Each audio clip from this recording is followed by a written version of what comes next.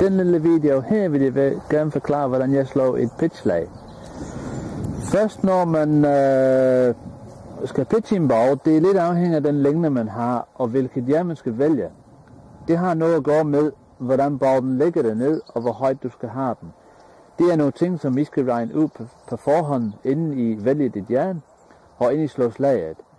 Nogle gange det vil være svært at slå den optimalt slag, hvis bolden ligger dårligt. Nu er vi på en driving range her, og som I kan se, jeg kan lægge min bold op, så nu går vi ud for en optimalt slag. Jeg bruger min 56 graders wedge her, den har 14 graders bounce. Og jeg holder på enden af grebet. Bolden vil jeg sætte nogenlunde i midten af min fodstilling her. Min fodstilling vil være lidt smallere end normaltvis, fordi det er kun et slag her omkring 60 meter har jeg valgt at gå det på lige nu. Og bolden i midten. Jeg har vægten en lille smule mere mod venstre ben, måske 55%.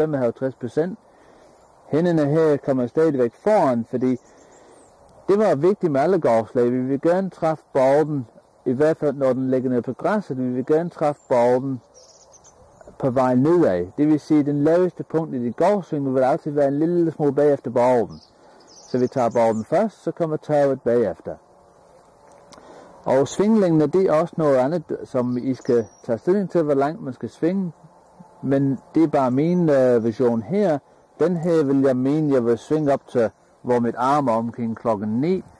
Og så kommer man op til klokken 3 herover.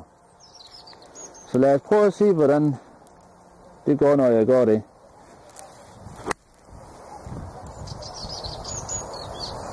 Og den flyver lige nøjagtigt omkring de 60 meter.